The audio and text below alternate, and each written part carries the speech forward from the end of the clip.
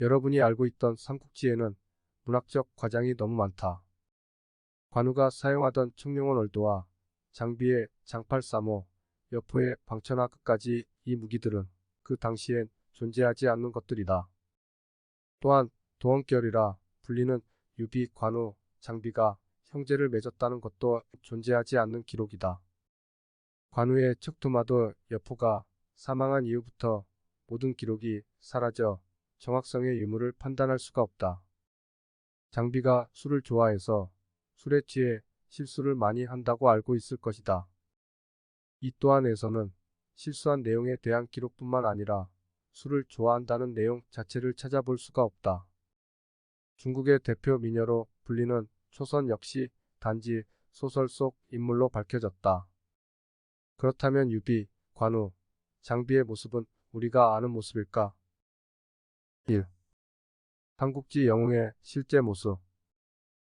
일단 이 세 사람의 모습은 모두 뚜렷한 특징을 보인다.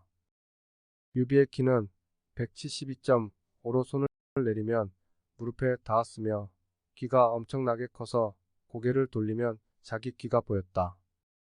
일화에서는 그는 부분적으로 수염이 없었다고 한다.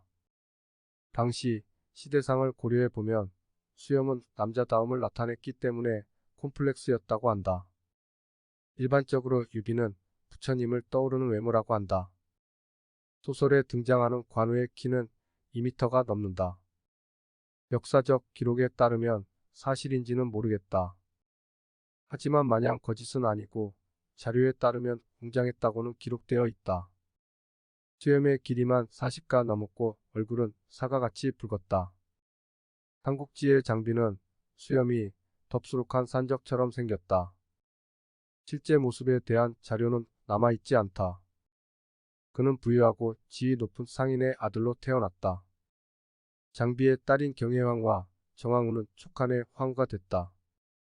이를 보면 장비의 외형도 어느 정도 잘생겼을 것으로 추측하는 사람들도 있다. 조선은 자신을 아끼지 않는 희생정신, 지혜와 용기를 갖추고 있다고 알려져 있다. 그녀는 아름다운 용모로 많은 사내들이 반했다고 한다. 매력적인 그녀는 중국에서 4대 미녀로 평가받고 있다.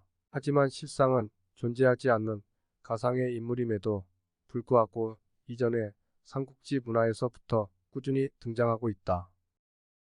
2. 조금 더 믿을 만한 자료로 복원한 모습. 삼국지 영웅의 용모에 관련된 사실은 역사서인 삼국지 정사, 후한서, 화양국지에서 찾아볼 수 있다. 후한서의 여포열전에서는 여포가 전사 전 유비를 큰 기를 가진 놈으로 욕을 했다고 나온다. 또한 화양국지에서는 조조가 유비를 기 큰 녀석은 아직 모르나 복은기라는 대사가 나온다. 위의 두 사실로 미루어 보아 실제 유비의 기는 컸음을 알 수 있다.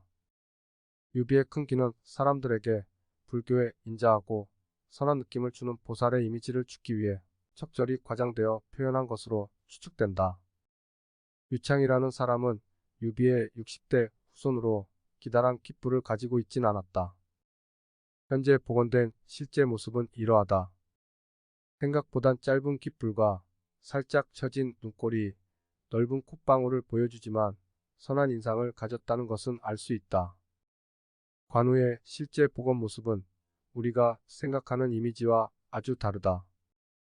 친근한 동네 슈퍼 사장님을 떠오르게 한다. 그의 수염 역시 일부 과장된 표현은 있으나 당시 문화를 생각해보면 용맹한 사람은 맞았던 것 같다. 장비의 용모에 대한 기록은 찾아볼 수가 없었다.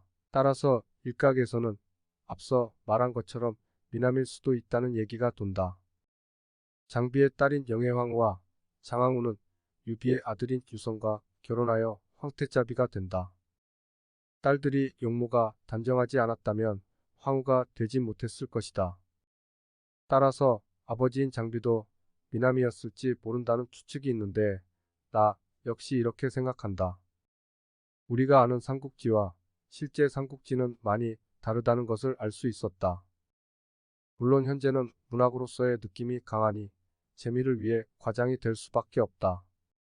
하지만 현실이 어떤지도 궁금해할 것 같아 오늘의 영상을 준비했다.